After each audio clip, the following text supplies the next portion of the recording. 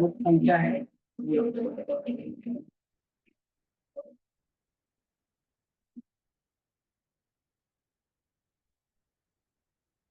क्या हुआ?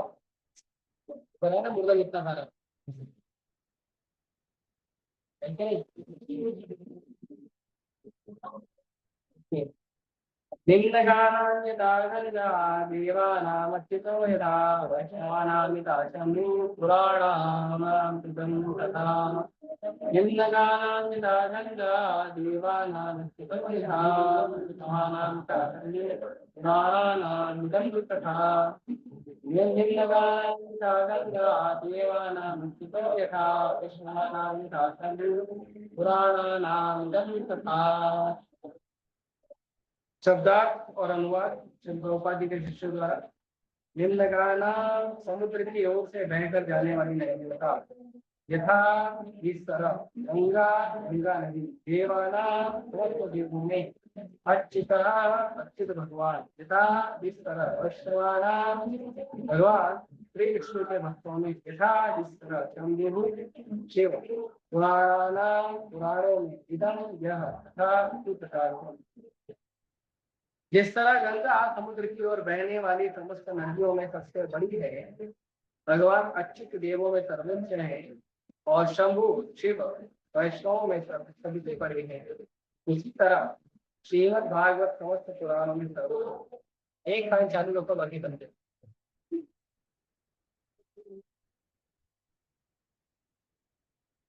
होम ज्ञान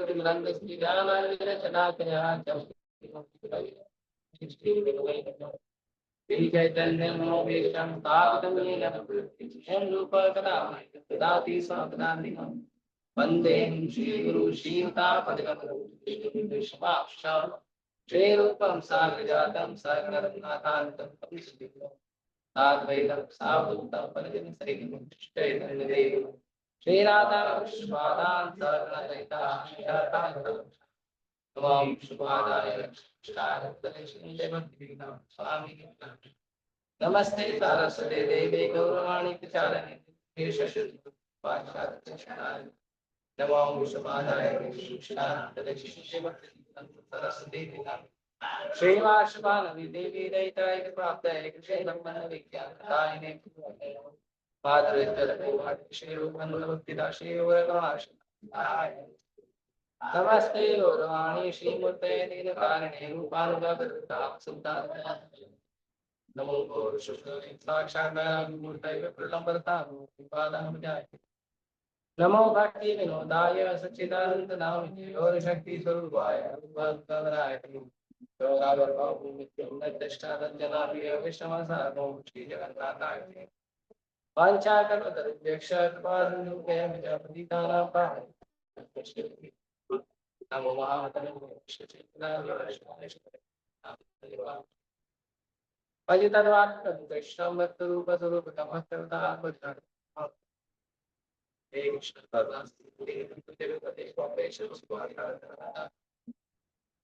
जयतां श्रीधरुत्वं गोमन्दं दीर्घदिनं सर्वद्वारा आदावुल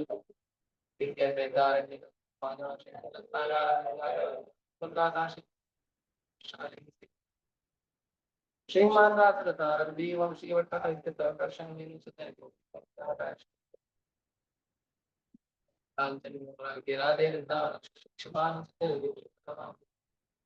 जैसे कृष्ण चैतन्य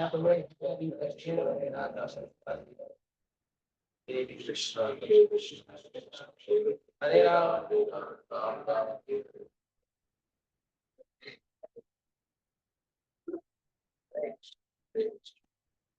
आप एक और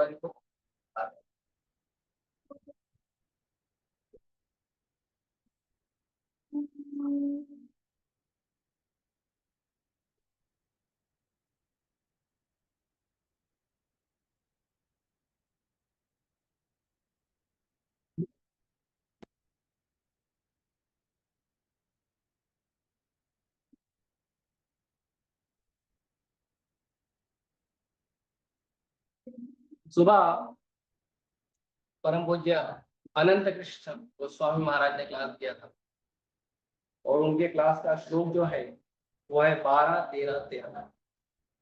उस श्लोक में ऐसा बता रहे हैं कि अगर भाद्रपद की पूर्णिमा के दिन अगर किसी व्यक्ति ने सोने के सिंहासन, गोल्डन थ्रॉन, सोने के सिंहासन पे श्रीमद् भागवतम को रख के उसका पूजा किया और उसके बाद किसी को गिफ्ट दिया, वो व्यक्ति सीधा भगवतम है। ठीक है, सोने का सिंहासन खरीद लो आप, भगवतम जाना है तो, है ना। आज सुबह हम लोग ने 3 भागवतम किए, मेरा तो टिकट फिक्स हो रहा है। क्या आप लोग देख लो, जाना है कि नहीं। ये जो भागवतम का 13 नंबर अध्याय है 12वें स्कंद का, इसमें केवल भागवत की महिमा ही दी गई है। भागवत कितना पवित्र ग्रंथ है, कितना शक्तिशाली ग्रंथ है, तो केवल भागवतम की महिमा ही दी गई है। भागवतम के बारे में मैं और थोड़ा सा बताऊंगा।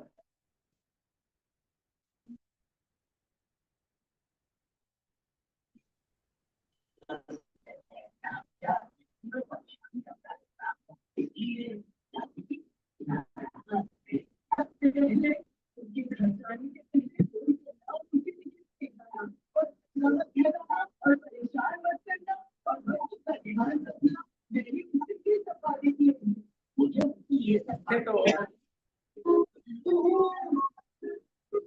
मनुष्य जीवन के ऐसे तो मनुष्य जीवन के धर्म होते हैं, मनुष्य शरीर प्राप्त हुआ है, धर्म होते हैं, धर्म का पालन करना होता है। मनुष्य शरीर का धर्म जो होता है, 2 धर्म होता है। एक जो होता है शरीर का धर्म होता है, एक होता है आत्मा का धर्म। 2 प्रकार के धर्म होते हैं। धर्म का मतलब क्या है? धर्म का मतलब है भगवान की वाणी। कभी कभी लोग पूछते हैं धर्म क्या है, धर्म का सिंपल मतलब है भगवान की वाणी। और भगवान की वो वाणी जो भगवान ने मनुष्यों के लिए नियम बताए, मतलब इसमें मनुष्यों के लिए नियम बताए, क्या करना चाहिए, क्या नहीं करना चाहिए, क्या सही है, क्या गलत है, क्या अच्छा है, क्या बुरा है। तो भगवान ने मनुष्यों को संसार में भेजा, ये शरीर देकर 84 लाख योनियों में भगवान ने सबको भेजा। उसके बाद भगवान ने संसार में रहने का नियम भी बनाया, और नियम जो है स्पेशली भगवान ने मनुष्यों पे लगाया है। ऐसे देवी देवताओं पे भी नियम बहुत है। देवी देवता है, किन्नर है, चारण है, गंधर्व है, विद्याधर है ना। बहुत सारे साधु संत हैं, उन पे भी सब पे नियम रहता है। स्पेशली मनुष्यों के लिए भगवान ने कुछ नियम रखे। तो वो जो नियम है मनुष्यों के लिए, वो नियम क्या है?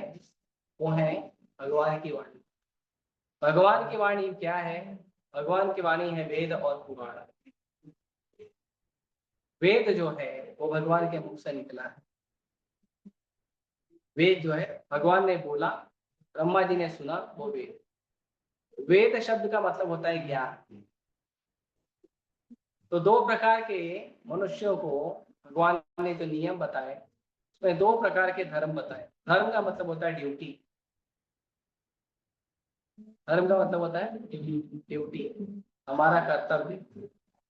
तो जिस प्रकार हमारा कर्तव्य होता है हमारे माता के लिए, पिता के लिए, भाई के लिए, बहन के लिए, पति के लिए, पत्नी के लिए, बच्चों के लिए, मित्रों के लिए, है ना, बाकी भी जो हमारे रिश्तेदार हैं, है ना, इनके लिए, जिस प्रकार हमारा इन सब के लिए कुछ ना कुछ कर्तव्य होता है, समाज के लिए, देश के लिए, राइट, उसी प्रकार हमारा इस मनुष्य जीवन के लिए भी कर्तव्य होता है। और वही कर्तव्य जो है धर्म कहलाता है। ये मनुष्य जीवन तुमको क्यों मिला है, उसके लिए वो कर्तव्य पालन करना। तो धर्म को दो भागों में बांटा गया, एक शरीर का धर्म, एक आत्मा का धर्म। कि शरीर हमको इस संसार में मिलता है क्योंकि हम कर्म के बंधन में फंसे हुए हैं। तो कर्मों के कारण, चेतना के कारण, या हमारे मन में जो बहुत सारे अनर्थ हैं, उन अनर्थों के कारण हमें ये भौतिक शरीर प्राप्त होता है। तो ये भौतिक शरीर प्राप्त होने के बाद हमें शरीर के लिए धर्म करना पड़ता है। शरीर का धर्म मतलब शरीर को पालना, नहलाना, धुलाना, खिलाना, पिलाना, राइट। शरीर के लिए मेहनत करना, नौकरी करना, धंधा करना, पढ़ाई लिखाई करना, और शरीर सब शरीर। लेकिन क्योंकि हम शरीर हमको प्राप्त हुआ है हमारी चेतना जो है दूषित होने के कारण, तो इसीलिए हमें चेतना शुद्ध करने के लिए एक अलग से कर्तव्य होता है, वो है आत्मा का धर्म। आत्मा का धर्म है वो है भगवान को जानना, भगवान से संबंध बनाना, और भगवान के पास वापस जाना। कौन भगवान? जिस भगवान के हम अंश हैं, तो वो आत्मा का धर्म। तो इस प्रकार धर्म भी दो प्रकार के होते हैं, एक शरीर का धर्म और एक आत्मा का धर्म। दो प्रकार के धर्म। अब इसमें जब भौतिक संसार में हम देखते हैं इतने सारे मनुष्य हैं, तो मनुष्यों ने बहुत सारा धर्म बना के रखा है। जैसे शरीर और आत्मा के धर्म को अगर देखेंगे तो उसको वर्णाश्रम धर्म कहते हैं, वर्ण और आश्रम। तो जो वर्णाश्रम धर्म है वो कैसा है? वर्ण है ब्राह्मण, क्षत्रिय, वैश्य, शूद्र, ये वर्ण है। और आश्रम में ब्रह्मचारी, गृहस्थ, वानप्रस्थ, संन्यास, है ना। तो ये 8 धर्म हो, ये 8 धर्म हो। लेकिन इन सब का मूल धर्म है, एक धर्म पालन करो ये सारे धर्म पूरे हो जाते। और वो एक धर्म है कि अपने अस्तित्व को जानना। एक आत्मा को पता होना चाहिए कि मेरा अस्तित्व क्या है, मैं कहाँ से आया हूँ, मेरा किससे हमेशा का कनेक्शन है, मैं ये संसार में क्यों दुख सह रहा हूँ। वो एक मूल कारण के वो अगर आत्मा ने पूरा किया, और वो इस एक मूल कारण के धर्म को आत्मा ने पूरा किया, तो वर्णाश्रम धर्म पूरा हो जाएगा।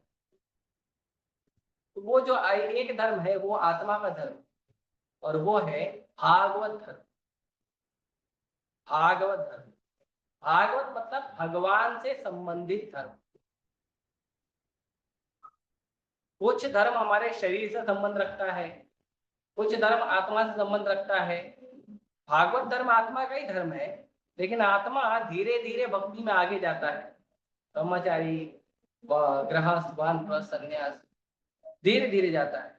भागवत धर्म आप किसी भी अवस्था में हो, आपको डायरेक्ट भगवान का भक्ति देके आगे निकले।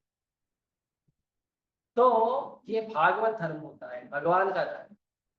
लेकिन हम देखते हैं समाज में भगवान की बातें करने वाले भी बहुत सारे धर्म हैं, बहुत सारे धर्म है, सब भगवान की बात करते हैं। कोई ऐसा धर्म है जिसमें भगवान की बात नहीं होती है? कोई है ऐसा धर्म? सब धर्मों में मूल कौन है? भगवान है। एक मूल कारण है भगवान सब धर्मों में, चाहे हिंदू है, मुस्लिम है, क्रिश्चियन है, ईसाई है, जैन है, सिख है ना। कोई धर्म पूरे दुनिया का देख, हाँ, वो सभी धर्मों में क्या है? वो सभी धर्मों में एक मूल है, क्या? भगवान। भगवान सबके अंदर है। हिंदू का भगवान, मुस्लिम, क्रिश्चियन, जैन, है ना। किसी का भगवान साकार है, किसी का भगवान निराकार है, बट सब में भगवान तो है, भगवान सब में। दूसरा धर्म का दूसरा मूल कारण है भगवान के साथ संबंध बनाना। जो हमारा भगवान है वो भगवान से हमारा रिलेशन बनना चाहिए। हम दुनिया में भटक रहे हैं भगवान को भूल के, भगवान से रिलेशन बनाना। कैसे बनाना चाहिए?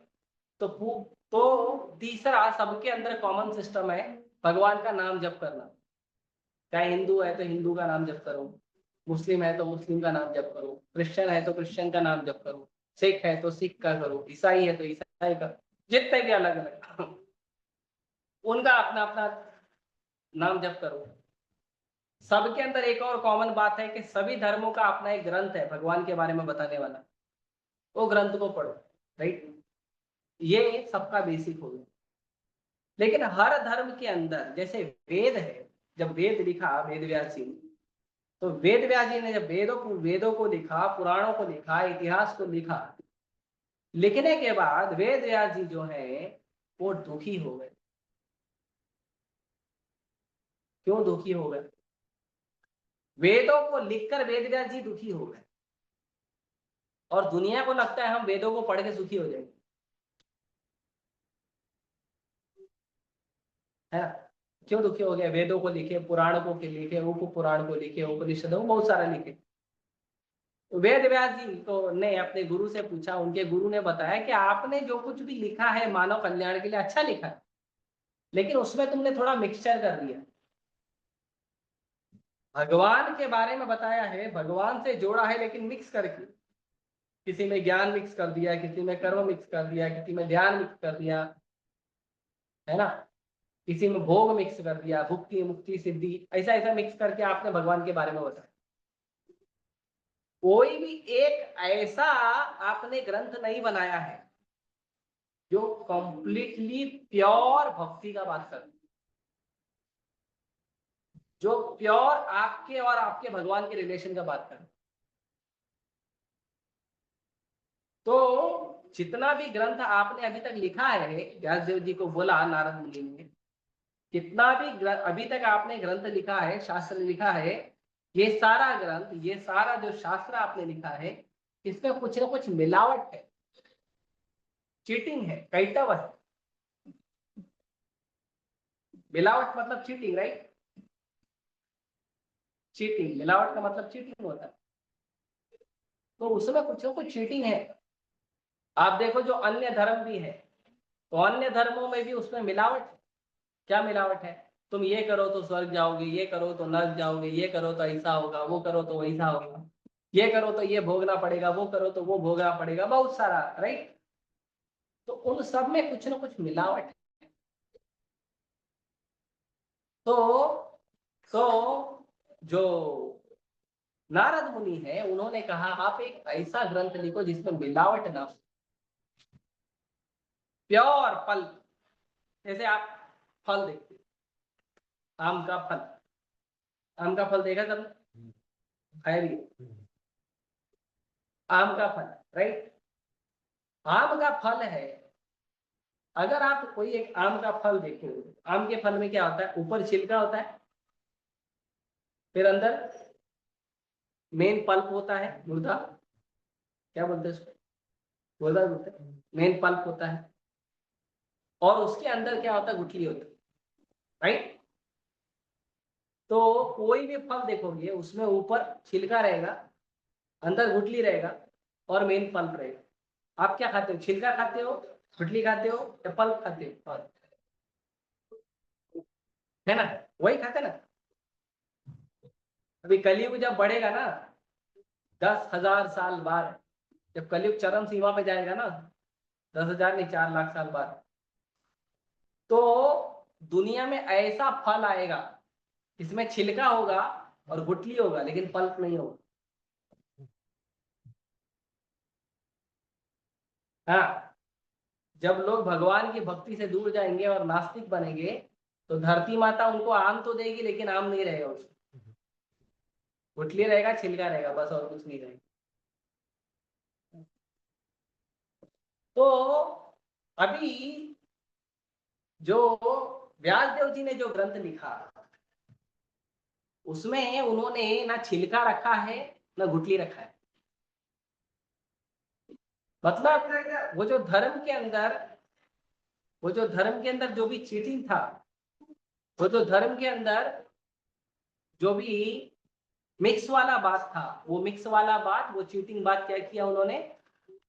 क्या किया? निकाल। तो इसके लिए भागवतम का दूसरा श्लोक कहता है, धर्म प्रोचित कैटव अत्र परम निर्मलसराणाम सताम।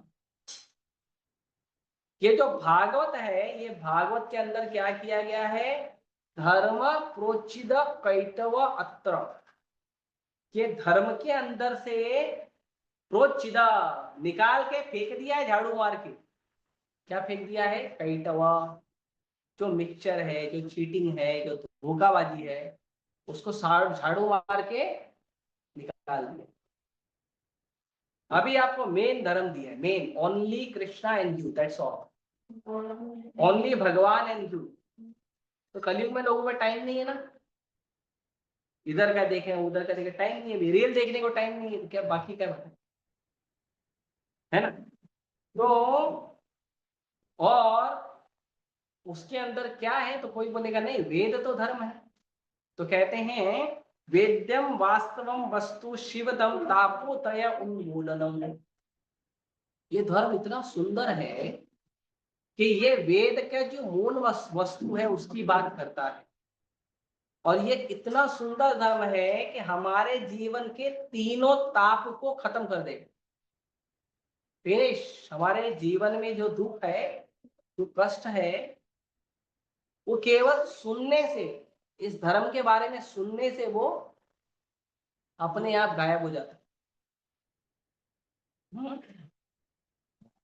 और ये कैसा धर्म है? तो कहते हैं ये धर्म लिखा है श्रीमद् भागवते महामुनि कृते किम वा परेरीश्वर।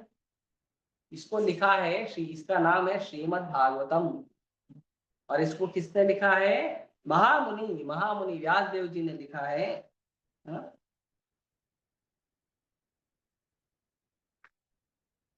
तो महामुनि व्यास देव जी ने लिखा है, जिसमें परम भगवान का गुणगान किया गया है। और ये कैसा है? तो कहते हैं सद्यो हृदि अवरुध्यते अत्र कृतिभिः शुश्रूषुभिः तत्क्षणात्। तो कहते हैं कि जैसे ही कोई व्यक्ति,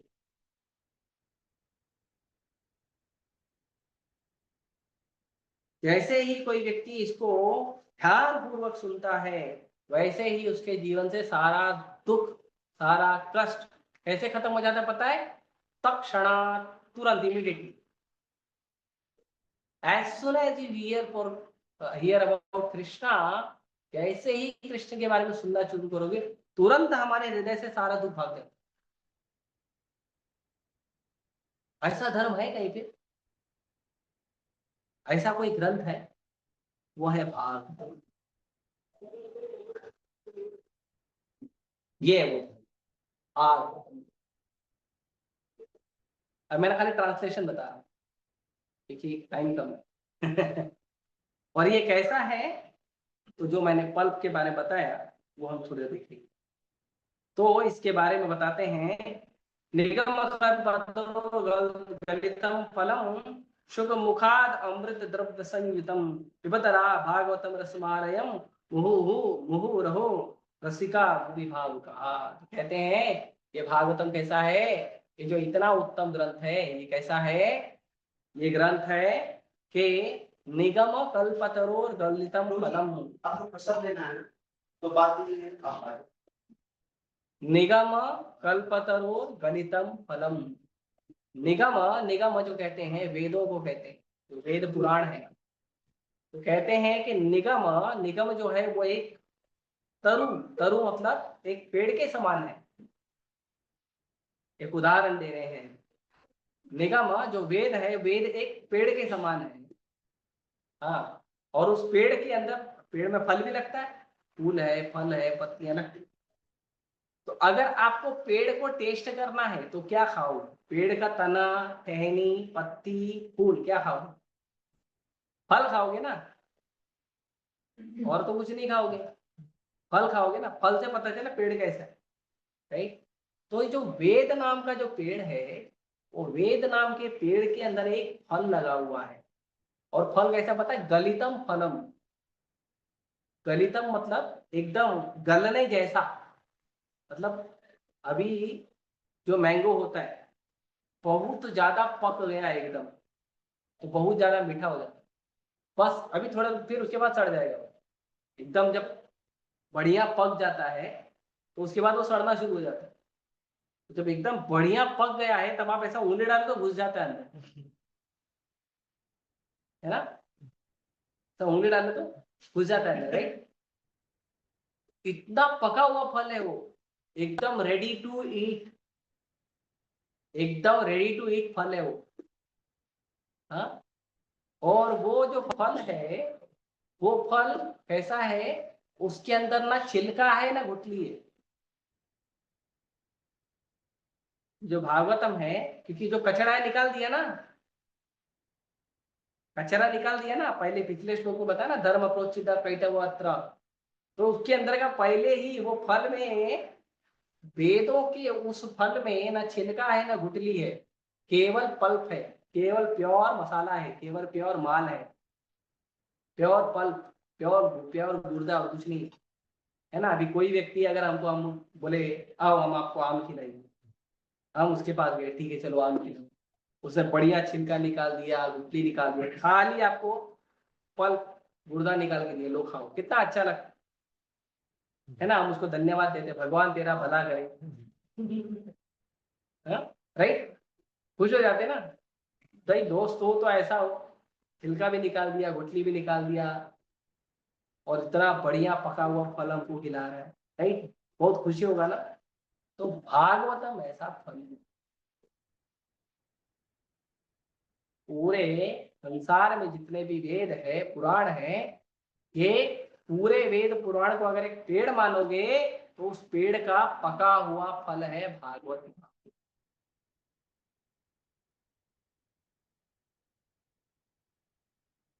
हम्म, और ये, और ऐसा कहा जाता है कि जब कोई फल को कोई तोता चोंच मार देता है तो फल और मीठा हो जाता है ना। तो ये जो फल है इसमें एक तोते ने चोंच भी मारा है, राधा रानी के तोते ने चोंच मारा है, सुखदेव गोस्वामी, सुखदेव गोस्वामी के मुंह से ये भागवतम प्रकट हुआ। और ये कैसा है, बहुत सारा इसके अंदर रस भरा हुआ, सुख मुखाद अमृत द्रव्य संयुतम, बहुत अच्छा एकदम लिक्विड, जूसी लिक्विड फॉर्म में हमारे पास अवेलेबल हुआ है।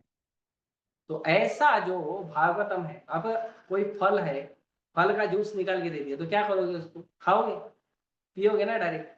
तो पिबतम भागवतम, पिबत भागवतम रसमालयम, तो भागवतम उठाओ और पीना चालू करो।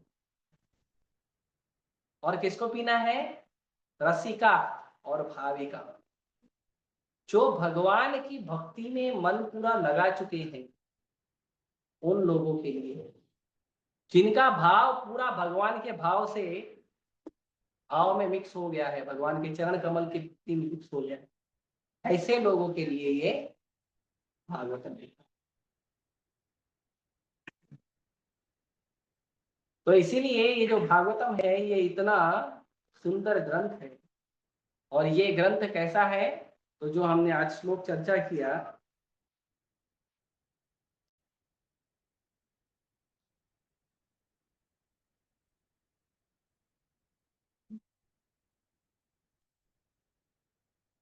कि जो भागवतम है वो क्या है, जैसे अभी इसका उदाहरण देखें, जैसे निम्नगा नाम यथा गंगा, जैसे धरती पे बहुत नदियां बहती है, बहुत नदियां बहती, लेकिन इन सभी नदियों में जो सबसे सर्वश्रेष्ठ नदी है वो कौन सी है,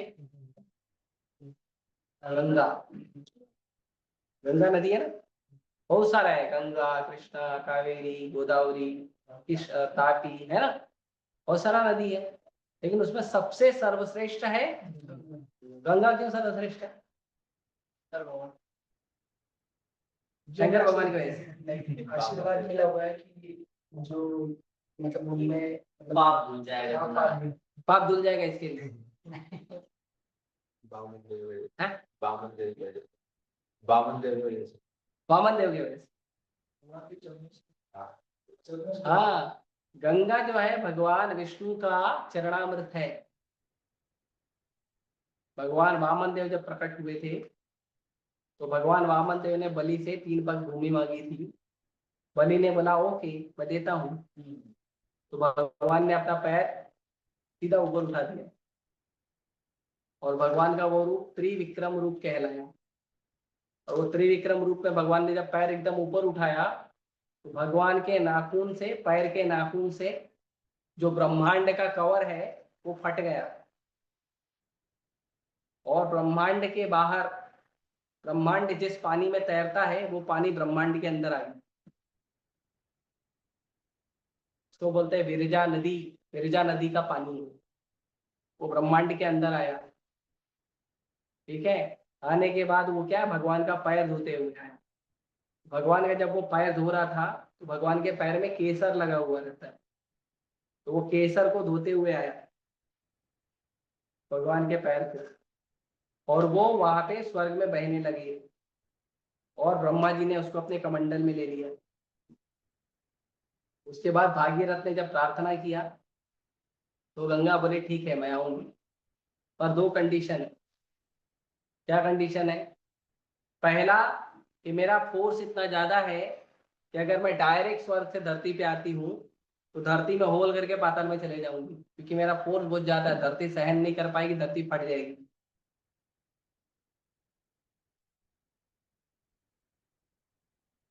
तो मेरा फोर्स संभालने के लिए कोई बहुत पावरफुल होना चाहिए जो भगवान विष्णु की तरह हो। तो कौन है? है ना? कौन है? तो शिव जी है। तो उसके लिए शिव जी को बोला गया और शिव जी भी खुशी खुशी एक्सेप्ट किए। क्यों? क्योंकि भगवान कृष्ण का चरणामृत है। भक्तों को चरणामृत देंगे तो सीधा सर पे लगाते हैं। शिव जी बोले भगवान का चरणामृत है, मेरे सर पे आना चाहिए। पहला। अभी आप जाओगे नंद भवन, जो वृंदावन में नंद भवन है, तो नंद भवन में भगवान कृष्ण बलराम का जब अभिषेक होता है तो अभिषेक के बाद जो उसका चरणामृत होता है वो पहले वहां पे शिव जी को चढ़ाया जाता है, उसके बाद दूसरों को मिलता है। शिव जी का पहला अधिकार। क्यों? अभी बताता हूँ, इसी के बाद नेक्स्ट बात होगी। तो शिव जी ने अपने सिर पे धारण किया और फिर गंगा ने दूसरा शर्त रखा कि मैं धरती पे बहने लगूंगी तो लोग क्या करेंगे, मेरे पानी में आके पाप धोने लगेंगे, तो लोगों का पाप मेरे को लग जाएगा, तो लोग पाप मुक्त हो जाएंगे, मैं पापी हो जाऊंगी, तो पब्लिक के पाप की वजह से मेरे को जाना पड़ेगा नरक में। उसका सॉल्यूशन क्या है? तो भागीरथ महाराज ने बोला टेंशन मत लो, आपके पानी में पापी लोग तो स्नान करने आएंगे, भगवान कृष्ण के भक्त भी स्नान करने आएंगे। तो जब भगवान कृष्ण के भक्त आपके पानी में स्नान करेंगे तो आपके पानी का सारा पाप खत्म कर देंगे और आप वापस से प्योर हो जाओगे। तो गंगा बोली ओके दैट्स ऑल राइट।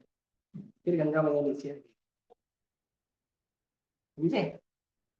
तो इस तरह से गंगा मैया है। तो गंगा मैया जो है वो सबसे बड़ी या सबसे महान नदी है पूरे दुनिया में। गंगा नाम यथा गंगा। जैसे यमुना भी है, यमुना भी भगवान का चरणामृत है। भगवान यमुना में तो रोज नहाते थे, है ना? नगा नाम यथा गंगा। उसके बाद देवा नाम अच्युतो यथा। और जितने भी दुनिया में देवी देवता है उन सबका एक बॉस है। कौन है? है? है ना? देवानाम अच्युतो यथा। भगवान अच्युत, भगवान कृष्ण। अर्जुन ने सबसे पहले भगवान को अच्युत बोल के बुलाया भगवत गीता में। अच्युत मतलब जिसका कभी पतन नहीं होता। भगवान अच्युत, भगवान कृष्ण का एक नाम अच्युता। च्युता मतलब जिसका पतन हो जाता। तो धरती पे आया मतलब उसका पतन हो गया, फटके विटके खाने के लिए आया धरती पे, भगवान को छोड़ दिया है तो बढ़िया उसकी धुलाई होगी, माया उसका धुलाई करेगी, इसके लिए आया।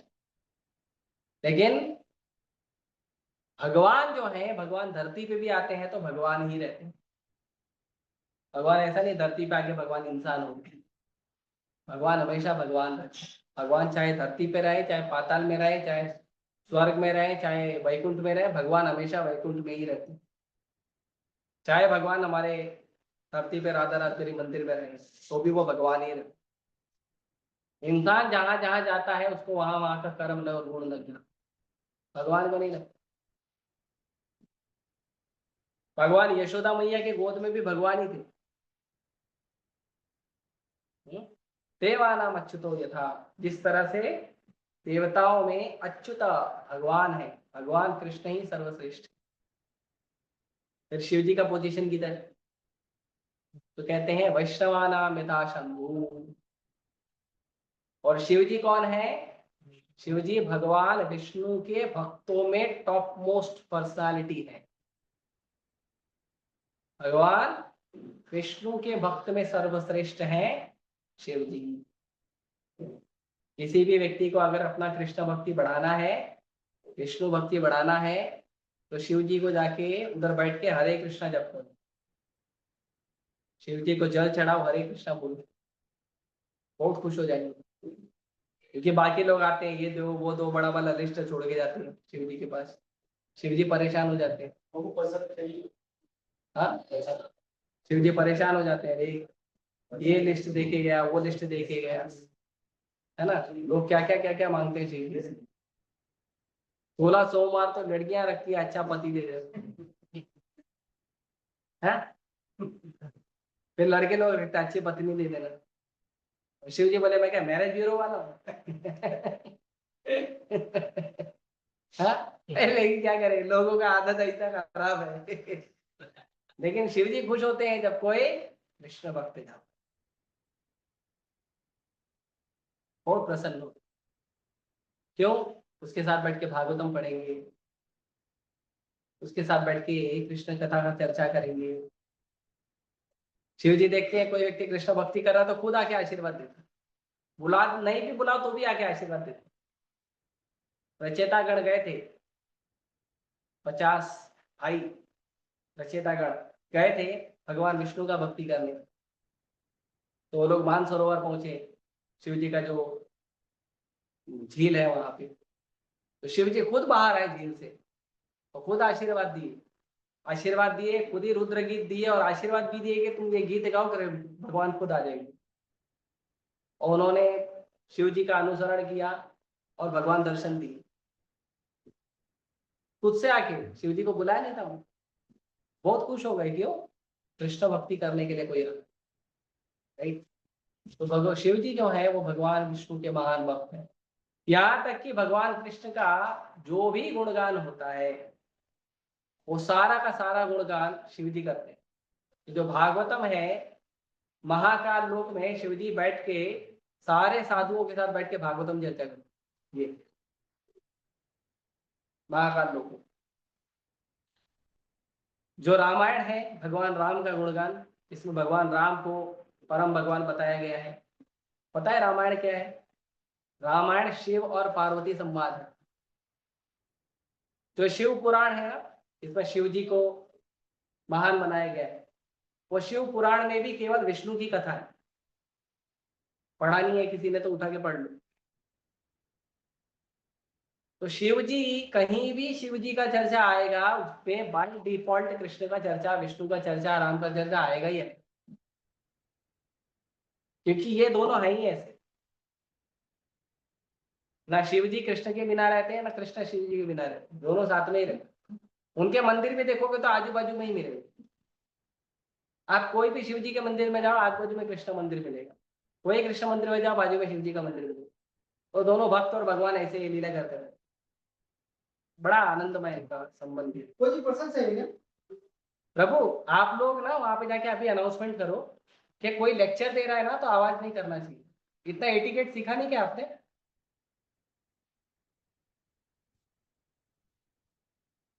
आप बोल देने का ऐसा जाके, बोलने वो जो पहले आया था ना उनको बोल देने का, they don't know the etiquette. Pradhan Prabhu है वहां पे, प्रधान प्रभु है, you go and tell Pradhan Prabhu right now. Don't have etiquette. 3 बार आके डिस्टर्ब करके क्या जोर जोर से बोल रहे हैं? बुद्धू है क्या? क्या स्कूल कॉलेज गए हो नहीं? सिखाए नहीं? कोई बात नहीं। तो शिव जी और भगवान कृष्ण का ऐसा मधुर संबंध है, इसके लिए कभी कभी कुछ लोग है ना झगड़ा करते हैं, दोनों बुद्धू है। कुछ विष्णु के या कृष्ण के भक्त झगड़ा करते हैं, कृष्ण महान कृष्ण बड़े शिव जी छोटे। और कुछ शिव जी के भक्त झगड़ा करते हैं, नहीं शिव जी बड़े शिव जी महान कृष्ण छोटे। दोनों बुद्धू है, क्यों झगड़ा कर रहे हो? दोनों भक्त और भगवान है, दोनों आपस में उनका अपना लीला चलता है, कहीं के लिए जबरदस्ती सिर फोड़ रहे हो? अगर आपको चर्चा ही करना है तो भागवतम से चर्चा करो, शिव जी कौन है कृष्ण कौन है, राइट? तो शिव जी जो है वो भगवान कृष्ण के सबसे महान भक्त हैं। और आगे कहते हैं पुराणानाम इदम यथा। और पुराणों में जितने भी वैदिक शास्त्र हैं, उन सभी वैदिक शास्त्रों में जो सबसे सर्वश्रेष्ठ है वो क्या है? भागवत महापुराण। इसीलिए भागवत महापुराण को ग्रंथ राज कहा जाता है, किंग ऑफ ऑल स्क्रिप्चर। जितने भी ग्रंथ हैं ये सभी ग्रंथों का राजा है।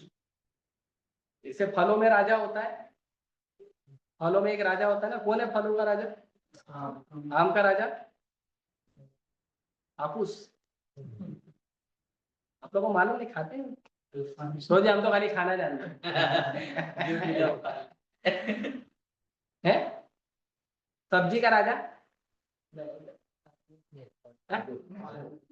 आलू आलू आलू है, बैगन। पक्षियों में राजा मोर। पशुओं में राजा सिंह। फूलों में राजा हाँ? कमल। और विदेशी आइटम फूलों में राजा कमल। तो ऐसे ही हर चीज में कोई ना कोई राजा है। ऐसे ही ग्रंथों में राजा है भागवतम। श्रीमद् भागवतम जो है, क्यों? क्योंकि श्रीमद् भागवतम में बिल्कुल भी दोष नहीं,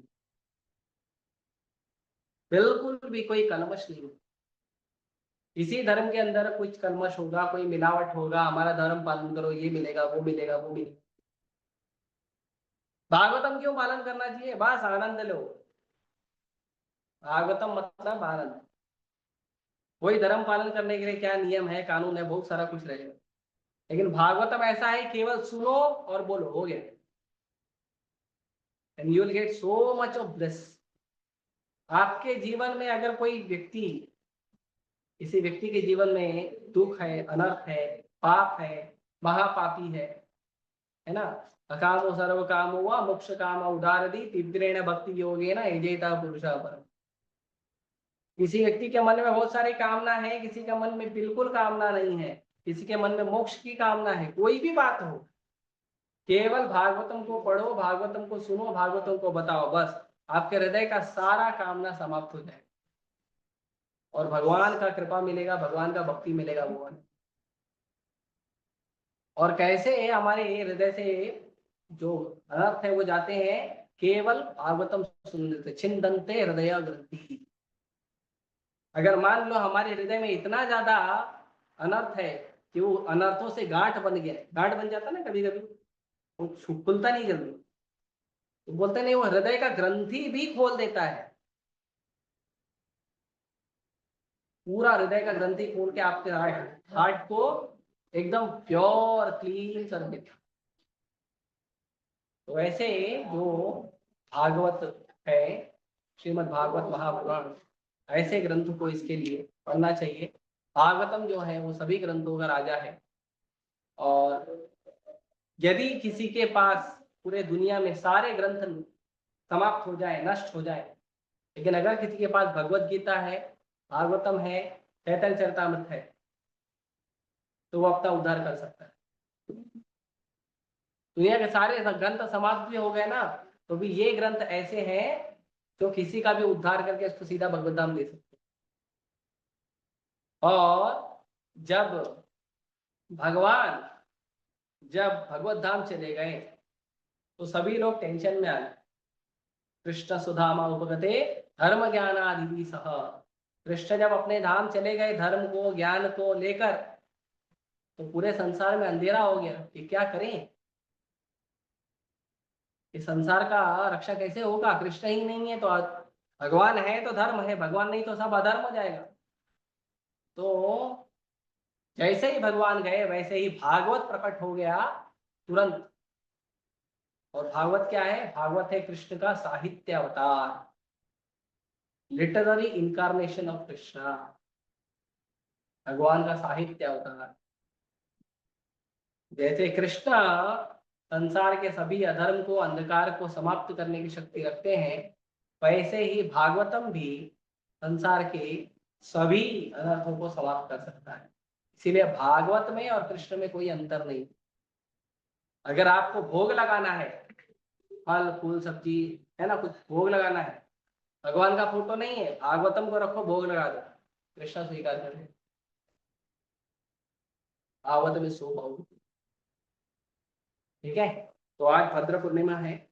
सुखदेव गोस्वामी ने राधा अष्टमी के दिन बोलना शुरू किया था भागवतम, और भद्र पूर्णिमा मतलब एक हफ्ते में ये बोल के पूरा हो गया।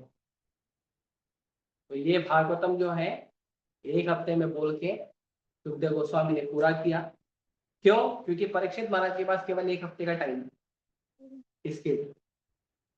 लेकिन भागवतम में सुखदेव गोस्वामी कहते हैं भागवतम कैसे पढ़ना चाहिए? नित्यम भागवत सेवन, एवरी डे एवरी टाइम हमको भागवतम पढ़ना चाहिए, भागवतम का टर्न। ठीक है। हरे कृष्ण। किसी को क्वेश्चन है कुछ? श्रवण मात्रेण भागवतम सुनने से ही हमारे तीनों पाप खत्म हो जाता है, और एक हफ्ते में सुखदेव गोस्वामी ने परीक्षित महाराज को उद्धार भी करा दिया भागवतम सुनने से। तो हम चैंटिंग क्यों करते हैं? हम भागवतम से सुन सकते हैं, पढ़ सकते हैं। Yes, Bhagavatam is also chanting. Bhagavatam भी क्या है? वो जप। लेकिन जो हमारा भक्ति का विधि का प्रोसेस है, दो प्रकार की भक्ति होती है। परीक्षित महाराज जो हैं वो पहले से ही शुद्ध भक्त थे भगवान। अभी अगर आपको कोई श्राप दे, मान लो पांडे जी आपको श्राप दे दी, पंडित जी है ना, मान लो आपको श्राप दे दे, तो आप क्या करोगे? आप तुरंत जाओगे दूसरा पंडित ढूंढने के लिए, मैं पांडे जी को दूसरा श्राप दिलाऊंगा, है ना। हमारे मन में ये भावना है क्योंकि हम शुद्ध नहीं है। लेकिन परीक्षित महाराज को जब पता चला कि उनको श्राप दिया गया है, तो परीक्षित महाराज खुश हो गए, बोले दुनिया छोड़ने का सबसे अच्छा मौका है। और वो तुरंत जैसे ही पता चला वैसे ही अपने बेटे जन्मेजय को बोले बेटा ये मुकुट संभाल, ये राजगद्दी संभाल, ये पूरा दुनिया तेरा, ये राजपाट तेरा, मेरी बीवी को संभालना, तुम्हारी मम्मी को, अपना पूरा दुनिया अच्छे से देखो, मैं तो जा रहा हूँ अब भगवान की शरण में। इमीडिएटली निकल गए, ये भी नहीं कि एक हफ्ते का टाइम है तो चलो ठीक है एक हफ्ते तक एग्रीमेंट वगैरह साइन वाइन करके बढ़िया। बोले वो मंत्री को बोले तुम बनाओ साइन करो, मैं ऑलरेडी उसको पावर ऑफ अटॉर्नी दे के जा रहा हूँ। इमीडिएटली निकल गए। हमको मालूम पड़ेगा तो पहले से वो उतने शुद्ध थे, उतना शुद्ध वो पहले से थे। और वो फिर भागवतम सुने, तो पहले से ही परीक्षित महाराज आगम होगा। भागवतम सुनने से हमारे हृदय का सारा अनर्थ चले जाता है, सही बात है। लेकिन हम लोग का जीवन इतना बद्ध है, इतना कंडीशन है कि हमको एक मेडिसिन से काम नहीं होगा, बहुत सारा मेडिसिन लगे, है ना। जब कोई किसी को बहुत हल्का फुल्का बुखार रहता है, उसको एक डोलो दे दिया तो भी ठीक हो जाएगा, है ना। अभी किसी को सर्दी है, खांसी है, बुखार है, खांस रहा है, और उसको ठंडी लग रही है, पूरा शरीर गर्म हो गया है, तप रहा है, वो कांप रहा है, उसको डोलो दोगे आप? तो डोलो दोगे तो ज्यादा डोलेगा।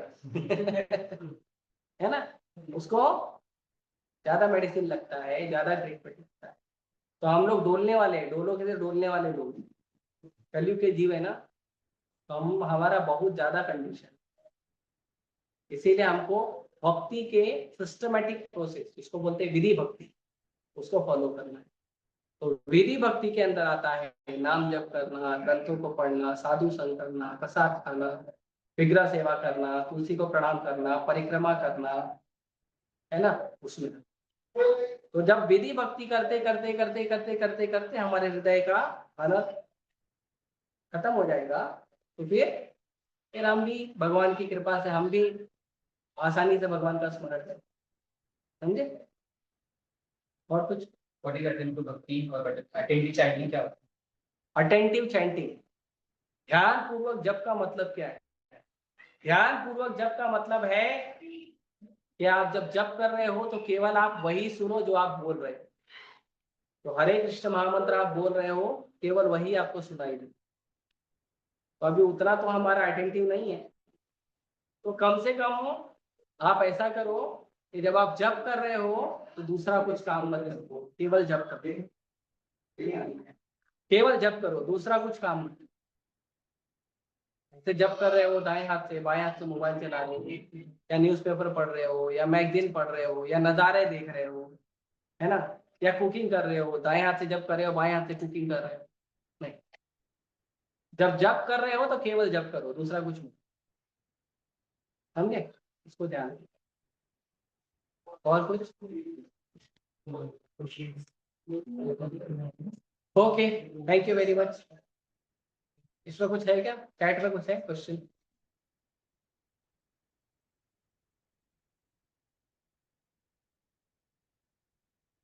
पढ़ो और नहीं, नहीं, ओके। अंतराक्ष भागवतम की जय, श्री प्रभुपाद की।